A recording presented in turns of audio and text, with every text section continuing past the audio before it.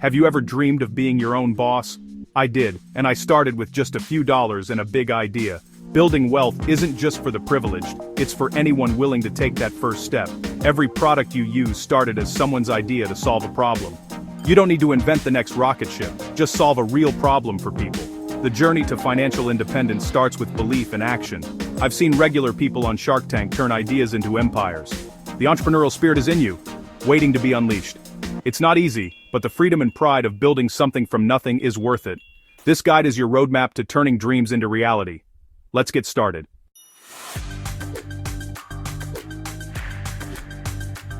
So, what's the best way to build wealth?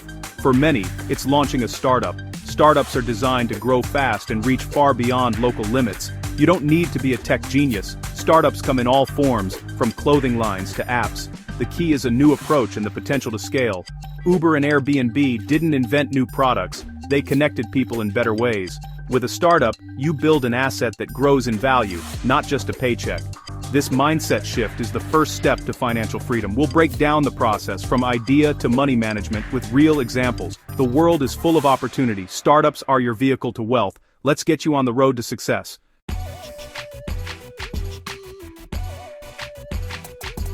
Not every new business is a startup. Startups are built on new ideas and designed for rapid, scalable growth. Small businesses serve local needs. Startups aim to disrupt and reach massive markets. Startups often begin with uncertainty, testing ideas and seeking explosive growth. That's why they attract big investments. They're high risk, high reward. The core is innovation, challenging the status quo and creating something new. Fubu wasn't just a clothing store, it was a movement. Ask yourself, are you building a local business or are you aiming to change an industry? For real wealth, focus on the startup model built for massive impact.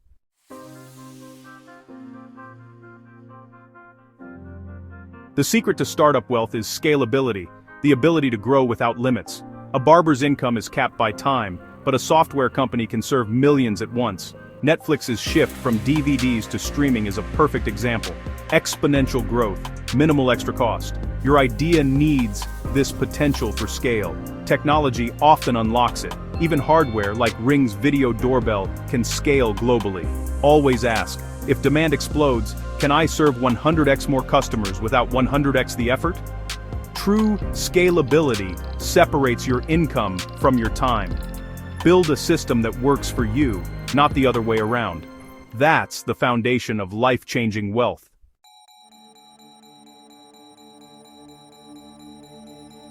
Startups build wealth through equity, ownership in your company. A job pays a fixed salary. A startup grows your assets' value. As your company succeeds, your equity becomes more valuable, sometimes worth millions. Founders often take small salaries, betting on their future equity. It's a mindset shift, delay gratification now for a big payoff later.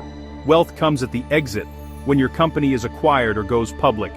That's when your hard work turns into generational wealth. It all starts with owning a piece of your own company. Equity is your ticket to real financial freedom.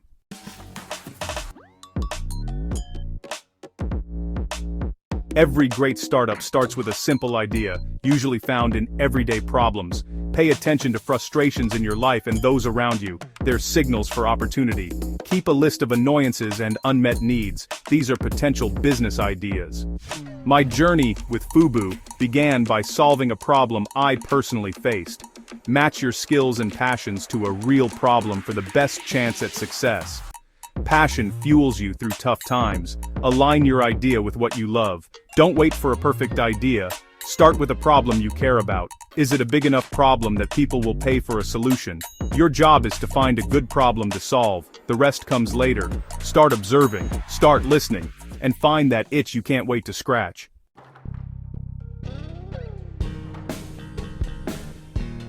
You can't build an empire alone. Every great startup needs a dream team. Find people who share your vision and bring skills you don't have. Like a basketball team, you need different strengths to win. Look for co-founders who complement you and fill your gaps. Diversity in background and skills is key. Your passion and energy will attract the right people. With the right team, you can overcome any challenge and win.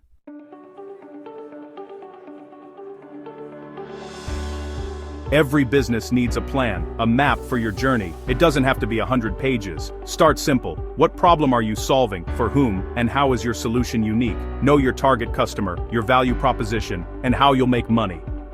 Set clear first steps and milestones. Your business plan is a living document, your guide from idea to action, so grab a pen and start your map.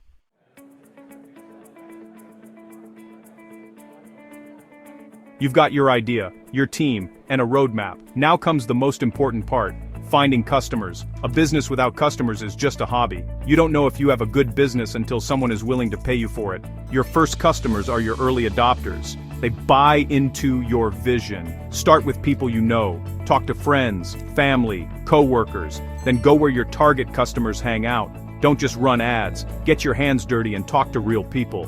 Those first 10 customers matter more than the next 10,000.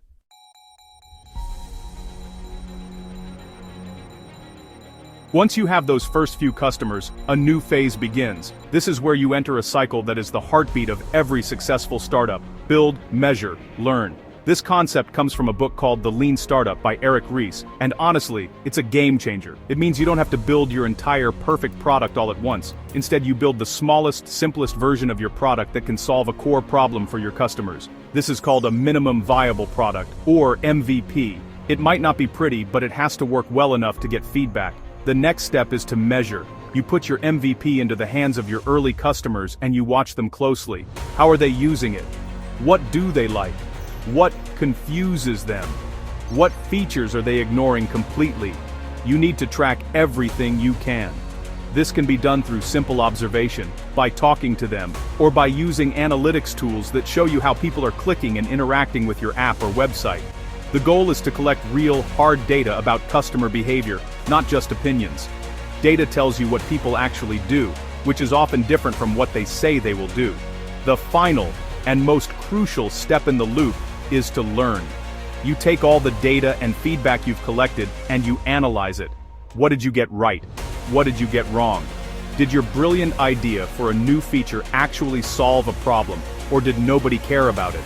This learning process is where the real progress happens. This is where you gain true insights into your customers' needs. These insights will guide you on what to build next. Maybe you need to fix a major issue, add a feature they are begging for, or even remove something that is just getting in the way. This cycle of build, measure, learn should be repeated as quickly as possible. The faster you can go through the loop, the faster you will learn and improve your product. Successful startups are not the ones with the best initial idea. They are the ones that learn the fastest. Look at Instagram. It started as a complicated location-based check-in app called Bourbon. But the founders noticed that people weren't using most of the features. The one thing they loved was posting and sharing photos. So, they learned from that, stripped away everything else, and focused only on photos. The result was Instagram, a billion-dollar company.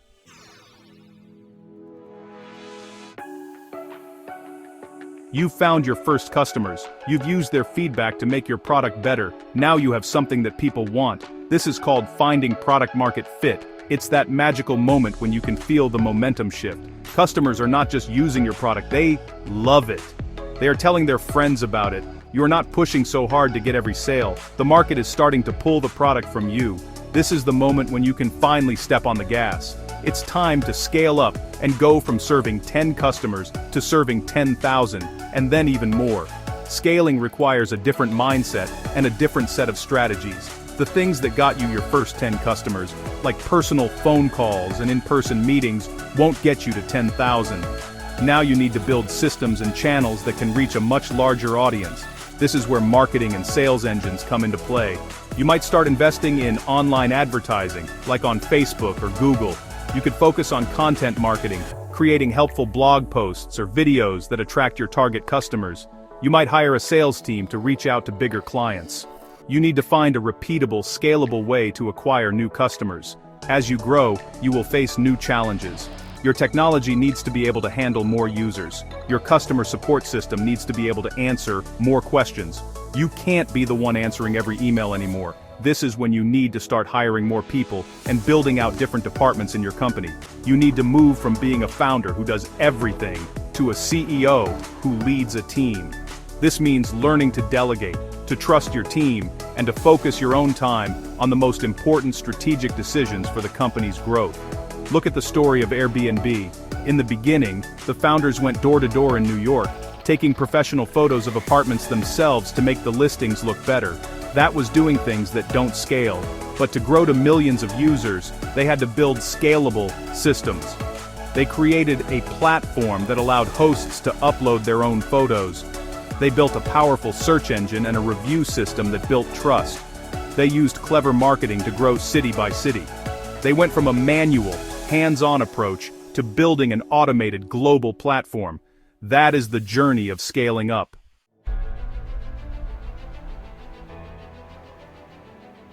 As you grow your startup, you have to be honest with yourself. Sometimes, despite all your hard work, an idea just isn't working. The data you are measuring shows that customers are not engaged. The growth you expected isn't happening. This is one of the toughest moments for an entrepreneur.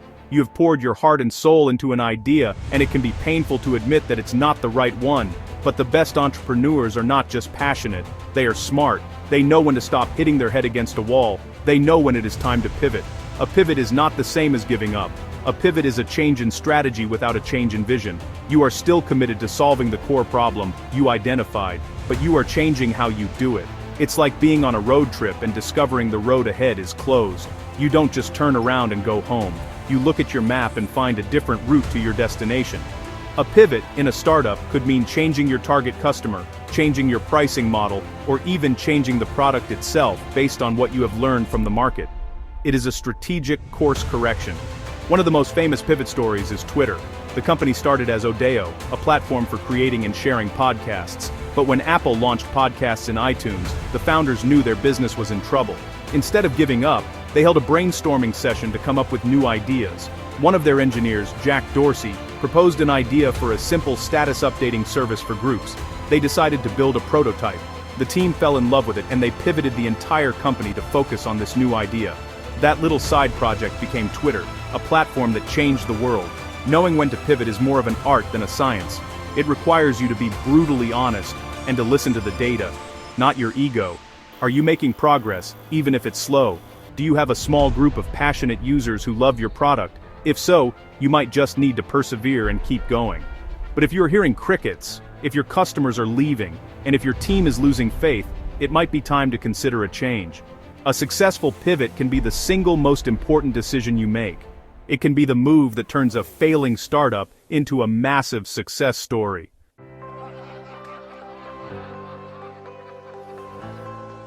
To really scale your startup, you often need fuel for the fire. Capital. Many of the fastest growing startups use OPM, other people's money. This means raising money from investors who believe in your vision and want a piece of your company. There are different kinds of investors for each stage.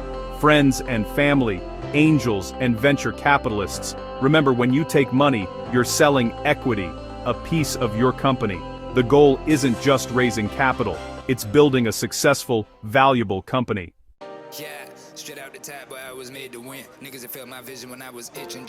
Whether you've raised $1 million or are funding your business yourself, one rule is king: stay lean. Every dollar counts. Cash is your oxygen. Run out, and your business dies. It's really that simple. When I started Fubu, my mother's house was our office, factory, and warehouse.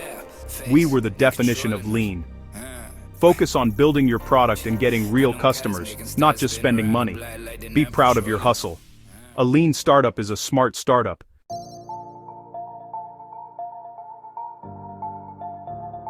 From profit to wealth, making your money work for you. When your startup becomes profitable, celebrate, but think bigger. The wealthiest entrepreneurs reinvest profits to fuel growth, not just for personal gain. Build your business, pay yourself a fair salary, and start investing outside your company. Diversify your assets, create a safety net, and grow both your business and personal wealth. That's how you turn profit into lasting wealth.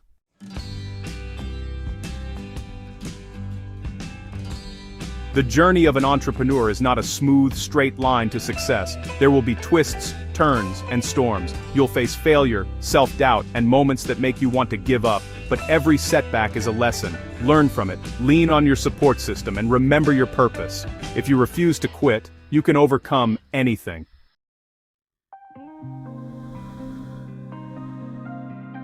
Overcoming challenges is all about one word: resilience. Resilience means taking a hit, getting knocked down, and getting back up, ready to fight another round. It's the most important quality of a successful entrepreneur. When you hit a wall, don't just stare at it. Find a way around. Celebrate small wins. They fuel your journey. Take care of yourself. Your business is only as healthy as you are. Build strength in mind, body, and emotions, and you'll be unstoppable.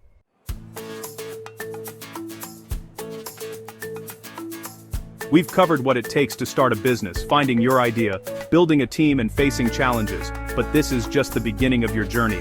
The most important step is to start. Your dream becomes real when you take action. Look in the mirror. See an entrepreneur with passion and ideas. Do one thing today that moves you closer to your goal. Your journey starts now.